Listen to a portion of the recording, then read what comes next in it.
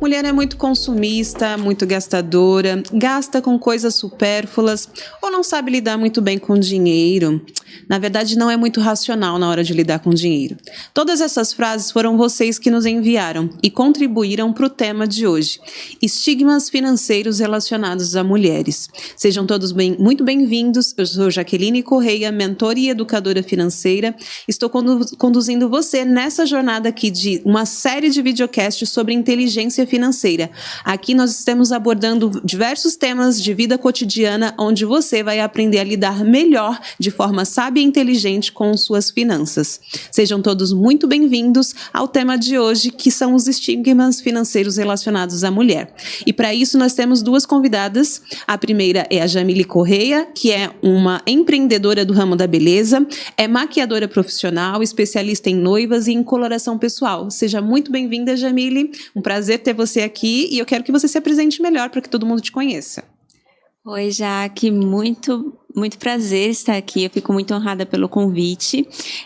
Eu trabalho na área da beleza, já vai fazer mais 6 anos, e tenho trabalhado a autoestima das mulheres, levando uma autoestima com individualidade, com naturalidade, e levando alegria para elas, né, através do meu trabalho.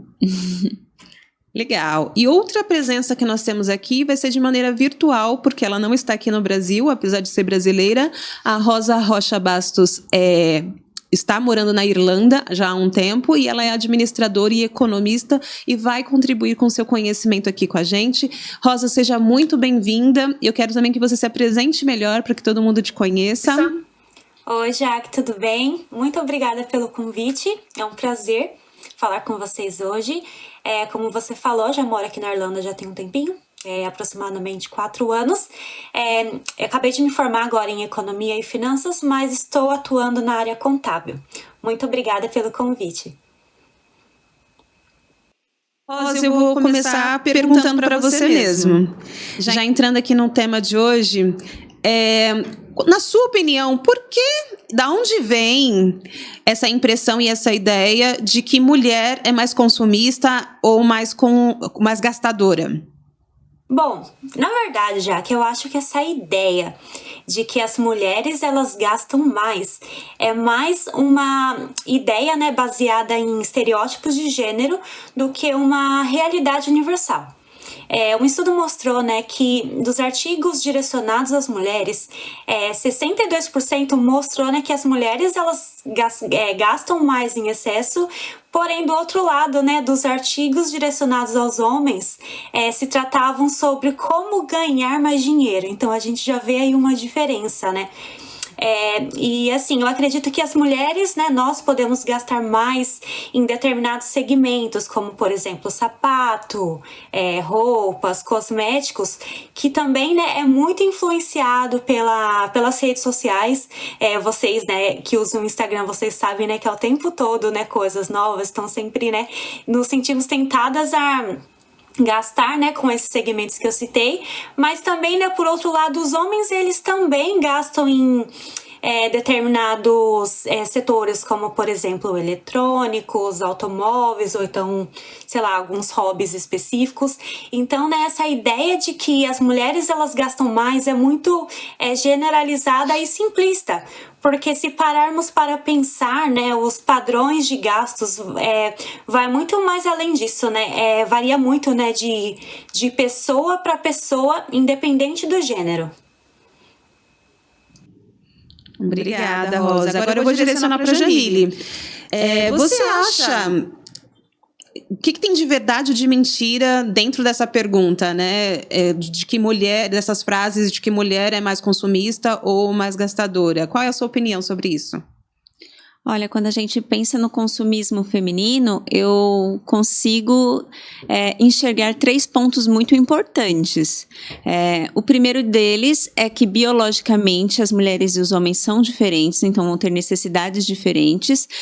Um exemplo disso Pode ser no caso, né, da menstruação, que já gera um custo mensal para as mulheres. A questão dos métodos contraceptivos também, na maioria das vezes, recai sobre os ombros das mulheres. Então, é um outro custo também. E diversas outras coisas que mulheres vão precisar e homens não tanto, né?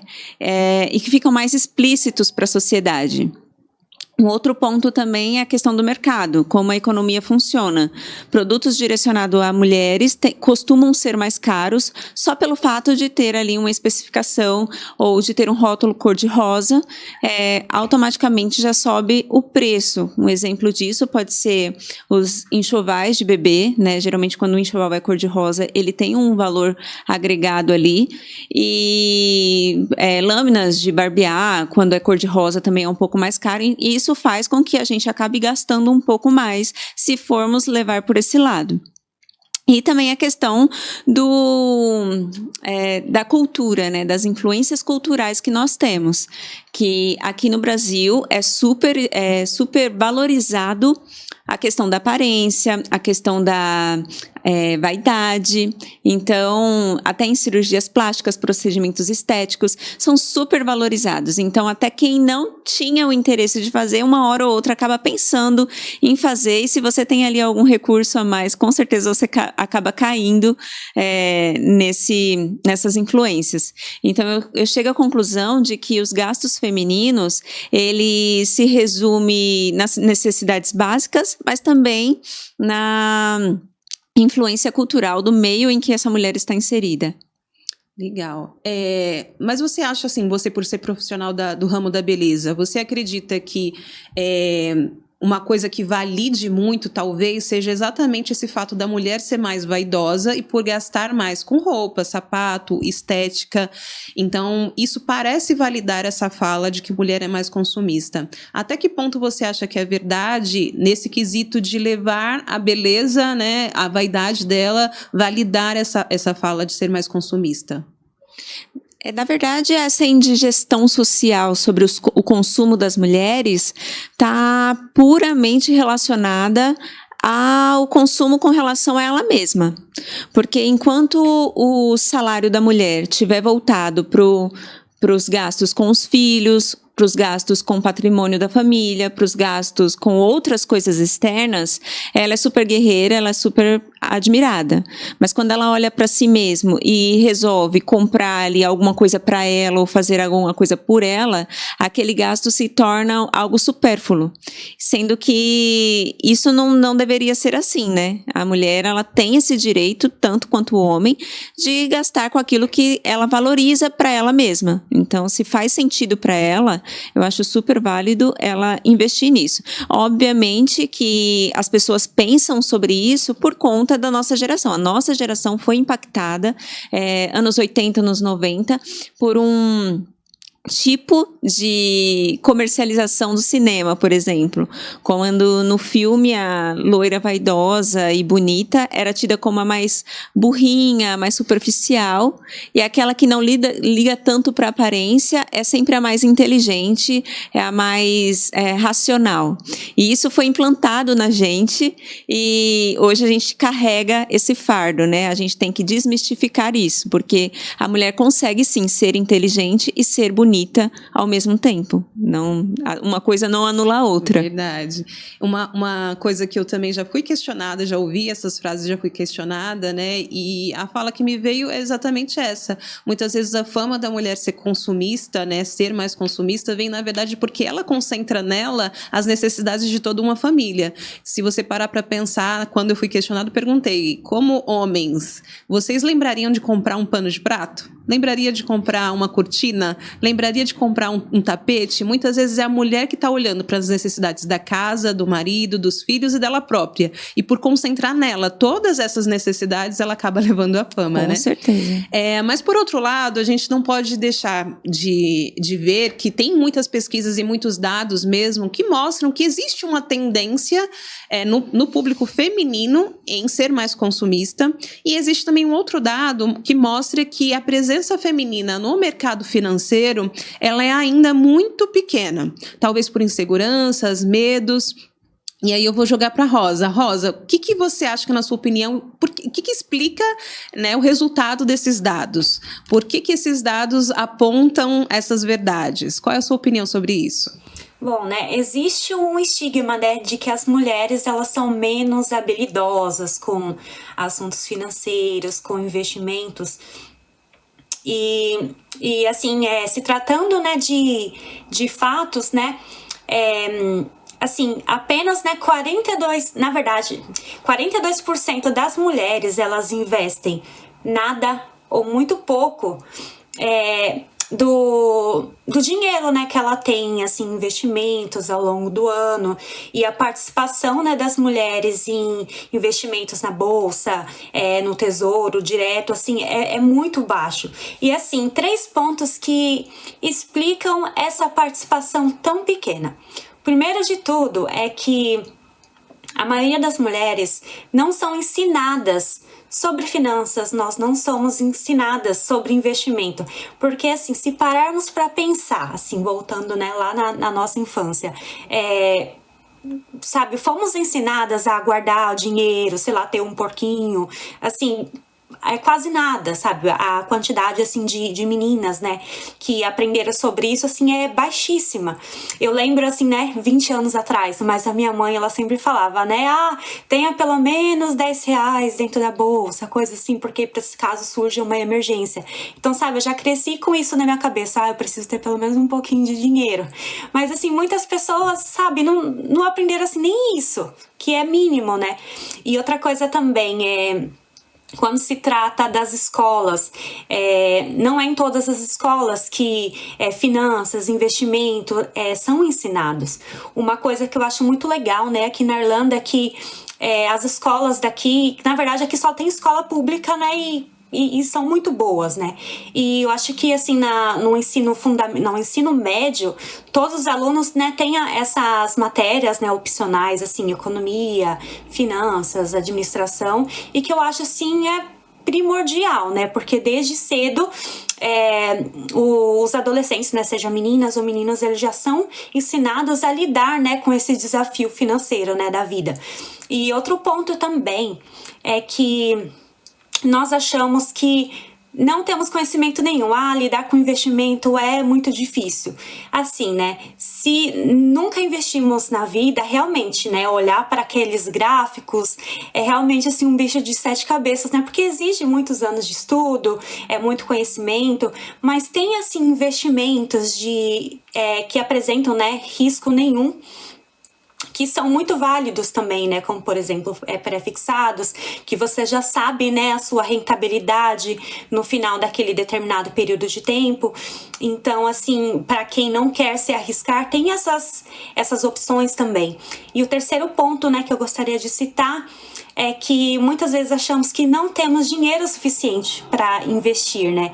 E se pararmos para pensar, né, assim, olhando o extrato bancário, sempre vai ter alguma coisinha lá que, sabe, foi um gasto desnecessário. Então, assim, é com coisas assim que a gente pensa, olha, isso daqui não tinha necessidade de comprar, eu poderia usar esse dinheiro para uma coisa, assim, maior, né? Para uma coisa melhor no futuro. Então, assim, eu acho que esses 3 pontos que explicam, né, essa participação tão baixa das mulheres, né, em conhecimento sobre finanças e investimento.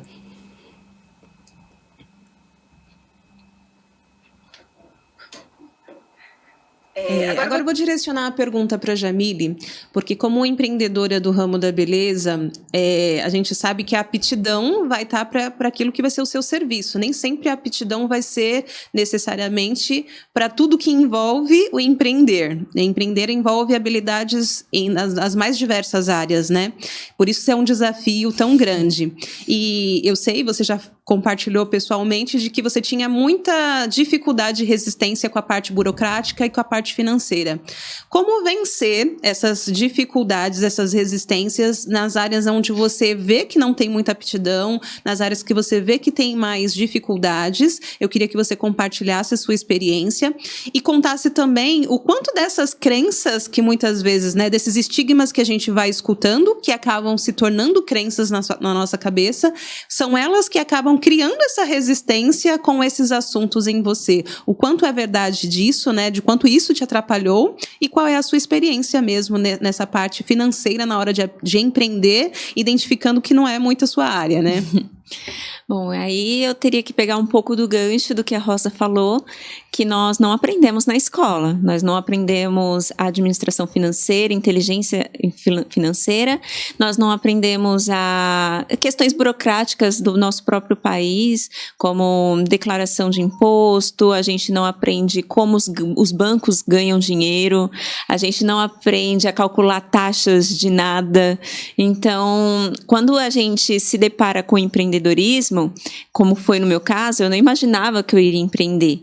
Então, quando eu me deparei com o empreendedorismo, eu senti a real necessidade de entender sobre tudo isso. E aí eu tive que correr atrás do tempo perdido, né? Uma coisa que poderia ter sido sanada na escola, se fosse o caso, né? Mas, então, como eu acreditava que eu jamais iria empreender, que eu iria trabalhar num CLT, por exemplo, então eu também nem me preocupei em ir atrás. Quando o empreendedorismo entrou na minha vida, que eu levei o choque de realidade, aí eu tive que começar a correr atrás. Só que o problema é que quando a gente já está dentro do negócio, a gente correr atrás, isso gera custos, né? Então, qualquer erro, qualquer investimento errado que a gente fizer, vai nos gerar custos e nos fazer perder dinheiro. E isso acontece, infelizmente, todo empreendedor corre riscos e muitas vezes a gente investe em algo que não dá certo e isso acaba, né, acarretando em diversos problemas. Hoje, eu sei que eu tenho que ter um mínimo de conhecimento em contabilidade, um mínimo de conhecimento em direito, porque eu também trabalho com contratos a longo prazo. Então, tem que ter um mínimo de conhecimento em vendas, um mínimo de conhecimento em mídias sociais, o mínimo de conhecimento em atendimento ao público. Então, assim, são diversas áreas que, a princípio, né, você deve conhecer e entender pelo menos um pouco de cada coisa para você conseguir dar conta. Não é somente o seu talento, é também todas essas outras áreas que a gente precisa trabalhar. E o legal é que você descobre que você é sim capaz, né? Ah, com certeza. Você acaba descobrindo que apesar de ter essa, não ser a sua aptidão, a sua habilidade não estar ali, a necessidade, são coisas tão básicas do dia a dia da vida que você acaba tendo que aprender na pancada ou no susto, mas aprende, vê que é capaz de fazer, que aquilo acontece porque você consegue realizar de verdade. E o mais impressionante é que a gente consegue valorizar muito o serviço de cada pessoa, porque hoje eu fico pensando, nossa, o serviço de um contador é extremamente importante, e o serviço de um advogado é extremamente importante, então você começa a enxergar muito valor em cada pequeno detalhe, pequeno serviço, assim, que você começa a valorizar muito.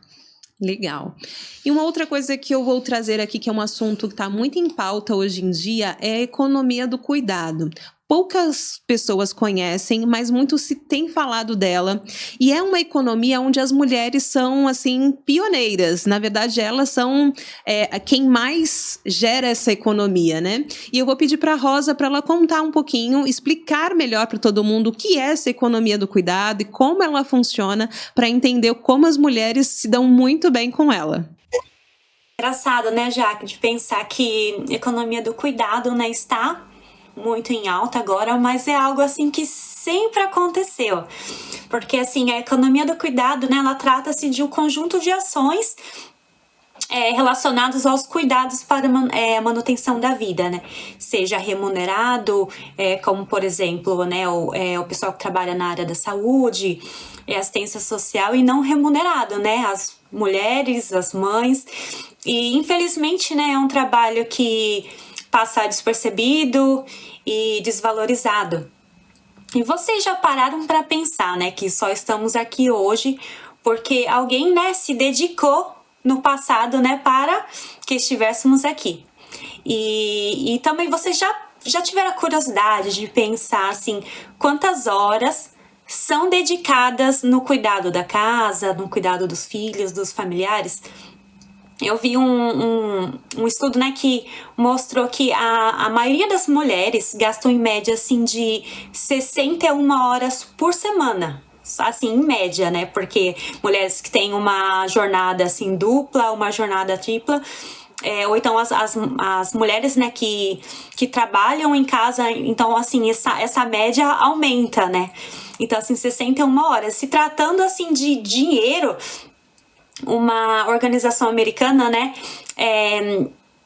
descobriu, assim, que se o trabalho do cuidado, né, fosse remunerado, traria, né, contribuiria com mais de 10 trilhões de dólares para a economia, assim, é um valor, assim, gigantesco, né. Então, esse trabalho, né, que passa despercebido, passa desvalorizado, passa, assim, muito, né, desvalorizado, a economia do cuidado, ela trata justamente disso, né, de trazer uma valorização, assim, com medidas públicas que vai trazer, né, que vai garantir um salário justo para os profissionais, né, do cuidado e para as pessoas, né, que não são remuneradas, né, que esse trabalho do cuidado, né, seja redistribuído, né, para aliviar a carga.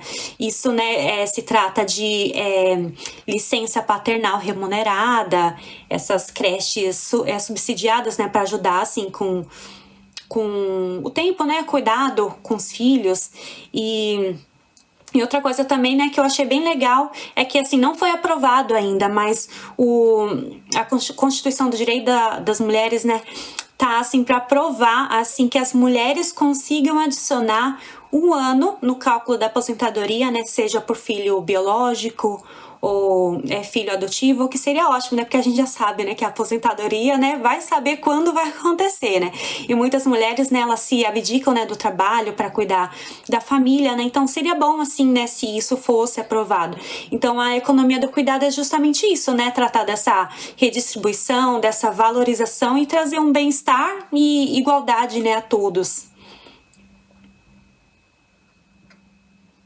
Legal. E é importante a gente conhecer do cuidado, porque ela parece invisível, mas ela está presente na nossa vida em todos os aspectos e em todos os momentos. E nela, a mulher é a especialista. É ela quem comanda essa economia do cuidado em todos os países, de maneira geral.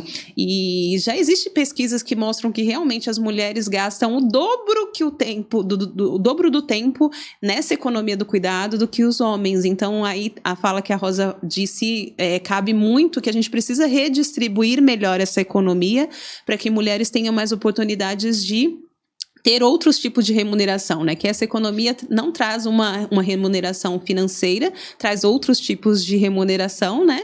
Mas ela também precisa de mais tempo disponível para se dedicar a outras coisas, né? Isso também é bastante importante. Mas já que nós começamos a levantar aqui pontos positivos, então, na área financeira, em que as mulheres são habilidosas, eu vou desafiar vocês a me contarem mais aspectos que vocês consideram que as mulheres são especialistas, sim, que elas se dão super bem, sim. Eu vou começar com a Jamile. Jamile, você considera que, além dessa economia do cuidado que a gente já citou aqui, né, que a mulher é especialista, em quais outras áreas as mulheres também se destacam e elas precisam se empoderar mais desses pontos positivos que têm? Bom, eu acredito que as mulheres têm uma aptidão muito boa para psicologia, elas são ótimas ouvintes, elas são mais sensíveis, né, às necessidades do próximo, então eu creio que elas são muito boas nisso, e também são ótimas assistentes, assim, vamos dizer, elas que lidam com listas de compras, com reuniões escolares, organizar aniversário das crianças, geralmente elas estão inteiradas, né, em responsabilidades de outros da família. Então, elas conseguem administrar muito bem tudo isso, agendar consultas, então tudo recai sobre os ombros das mulheres, e eu acho que elas são ótimas nisso. Legal, e agora eu vou direcionar para Rosa. Rosa, você, o que você considera que são habilidades femininas que as mulheres lidam muito bem? Quais são os aspectos? Que poderíamos citar uma lista, né, de qualidades, de pontos positivos, né, que as mulheres são muito boas. Eu gostaria de citar, né, que as mulheres são muito criativas. Se pararmos para pensar dos novos empreendimentos que estão surgindo, sabe, tantas ideias legais, o caso da Jamile mesmo, né, que é uma ótima maquiadora, faz penteados, faz também a coloração pessoal. Então, a coloração pessoal, então, assim, são, sabe, 3, assim, segmentos, assim, que uma profissional, assim, consegue fazer. Então, as mulheres são muito criativas. Outro ponto também, né, que as mulheres, elas são muito habilidosas em gerenciar as finanças.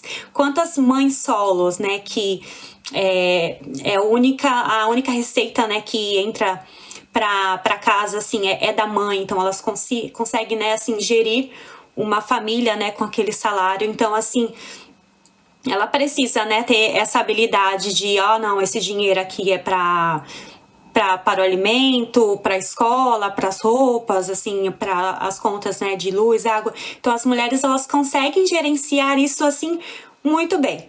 E outro ponto também é que as mulheres, elas são, assim, mais conservadoras para tomar decisões. Então, acho que isso faria da mulher ótimas investidoras, porque elas iriam, né, tomar decisões mais sábias, mais assertivas e que trariam um impacto muito bom, assim, para ela, né, para a sociedade em geral.